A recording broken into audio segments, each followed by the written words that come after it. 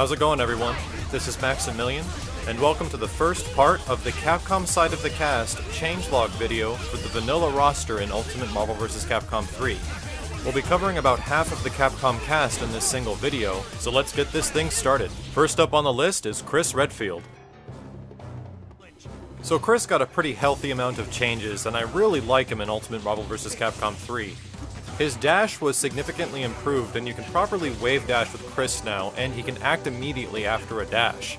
They increased the float time of his crouching heavy gunshot, which actually makes it a little bit easier for you to jump up and grab and follow up with a combo. But one of the best changes with Chris is that his normal gun moves, like the low shot, the crouching heavy, and the air shot, can now be cancelled. So you can actually cancel them into his gun special moves. For example, doing the jumping down forward heavy and then canceling it into Magnum is a very effective way of controlling space in the air. And even canceling the gunshots into mines or grenades is super good too. The minimum damage scaling on special attacks was increased for Chris, and they increased the active frames of the shotgun, but they decreased the damage of the shotgun at the same time.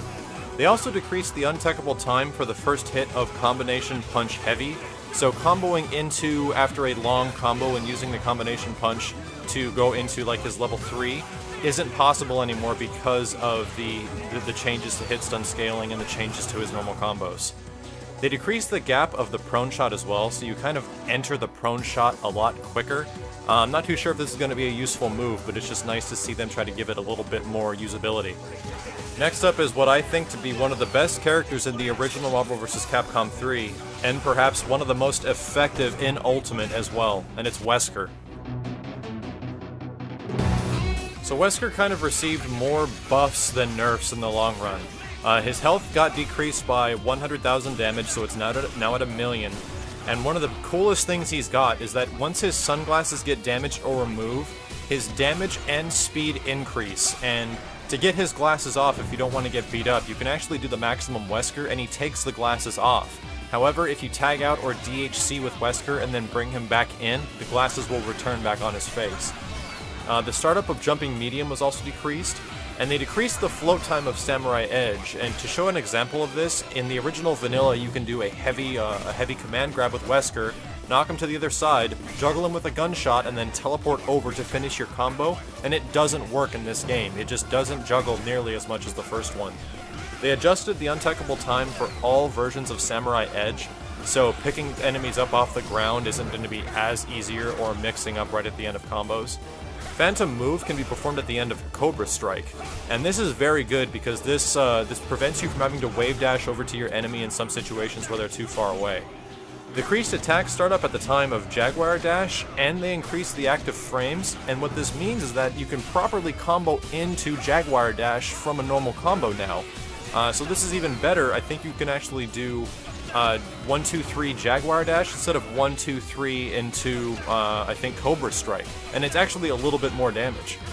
They also increased the damage of the Jaguar Kick, and they increased the hitboxes of Tiger Uppercut L and M, and these were his counters. And his counters were total garbage in the first game, you just never wanted to use them at all, but in this one, they actually last a lot longer, and they're pretty good. They increased the invincibility at the beginning of Rhino Charge, so it was like a couple of frames it looks like, and I don't see too big of a difference. But the additional damage scaling was added at the end of a Rhino Charge, so in the first game, if you did a Rhino Charge, the combo afterwards wasn't scaled and it was just a ton of damage, but in this one, it properly scales if you connect with the counter. Up next is Darkstalker's fan favorite, Morrigan. So for the most part, Morrigan got some pretty good buffs, but not being able to block after dashing is going to hurt her pretty hard. Her jumping heavy and jumping special priority were slightly increased, and these are better for offensive attacking moves, but they increased the frame advantage on all of her throws and the damage output of her fireballs or soul fist. They increase the untechable time after a normal soul fist if it hits, but it decreases after combo length. She got a new move which is Soul Drain, which is done fireball forward with special, and it actually eats the meter of opponents, and gives the meter to you.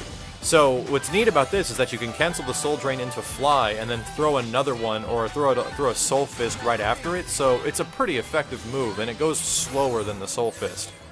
They also decreased her total frames for flight, and she has a really fast flight now. I didn't play much of Morrigan, but her flight seems a little bit improved in this one.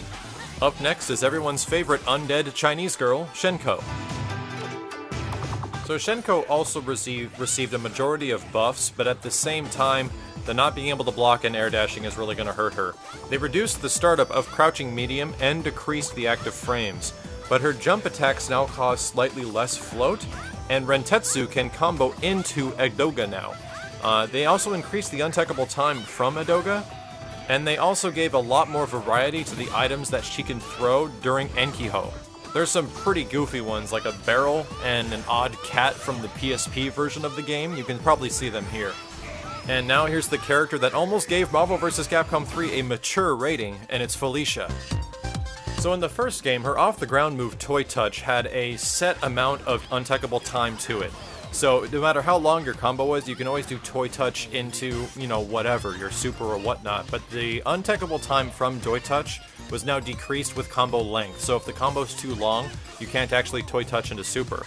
The Rolling Buckler also no longer automatically tracks towards the opponent, and one of her biggest buffs is that the Delta Kick can be done in the air, and it's really good because if done in the air, the third kick causes a ground bounce, which easily allows you to go into more combo options. They also reduced the total frames of Sand Splash, but they gave it the opportunity to OTG. So instead of using Toy Touch from the end of combos, doing Sand Slash OTG into Super might be a little bit better. The total frames of Kitty Helper were also decreased, but it's still a very annoying and very good super. Up next was one of the least seen characters in tournament play, and it's Arthur. So Arthur got a few much needed buffs. His health was increased to 850,000, so it wasn't that big of an increase, but it definitely helps. And they changed this falling speed of Jumping Special, and Jumping Special can now OTG. This is really good because it actually gives Arthur some relaunch combos in the corner or even mid-screen to some extent. They also added a startup invincibility to Heavenly Slash, and throwing out this move every once in a while could actually land a pretty decent combo. They also increased the untechable time for the first hit of Hellbound Slash, so it's actually a better move. But all in all, Arthur didn't change very much from the original. We'll just have to see what the impact of the other character changes has on him in the long run. Next is a character that got an interesting amount of buffs and nerfs from the first game, and it's Zero. They increased Zero's health up to 830,000, but they also decreased the hit stun time on all of his normal attacks. The air knockback from Shipuga was also slightly increased going horizontally, and they applied a limit on the number of air Hyper Zero blasters that can be performed in a single jump. You can actually cancel special moves into Max Hyper Zero Blaster now, except for hyper combos, and the Max Hyper Zero Blaster no longer causes an untechable knockdown, so you're going to have to be careful because that hard knockdown that you would use to go into his supers is now gone. The ground recovery time increased after Setsuizan, and they also changed the angle of the heavy Setsuizan. Raikosen will also go behind an opponent in the corner now, kind of similar to Doom's Foot Dive, but the problem is you can't attack while you're falling down. Next, we have the supporting Mega Man Legends character that a lot are concerned about, and it's Tron. A move that got hit pretty hard was her jumping heavy, and it now causes a greater knockback. In some situations, it can be pretty difficult to follow up for a mid-juggling combo because of this knockback. They also increased the downtime from a normal throw, so you can actually follow up with her OTG a little bit faster, and Gustav Fire is now cancelable in 2 special moves. They increased the jump cancel time off of Gustav Fire as well, and the untechable time from Rock Pickup after Bandit Boulder decreases with combo length, so the whole move might not actually connect if your combo was too long. You can cancel after throwing the rocks in Bandit Boulder now, and they also increased the minimum damage scaling of special attacks. But the Servbot launcher can now be rapid-fired up to 3 times in a row, and you can use all 3 attacks in a row to throw multiple Servbots on the screen. The float was lowered on the ground version of Bond Strike, and the untechable time after the air Bond Strike decreases with combo length. They also fixed the Bond Mixer and the Shakedown Mixer so that they can come out after an empty cancel. And one of the biggest nerfs is that they removed the invincibility from her Gustav Fire assist, so that assist is not so great anymore. Up next was one of the more powerful characters in the cast for technical players, and it's Spencer.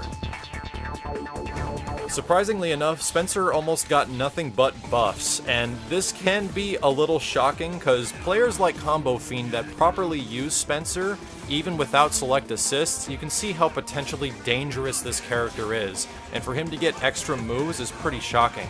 They increased the movement of the zip line, and you can definitely see the difference, and I didn't even play Spencer too much in the original, but all of his zip lines seem much faster.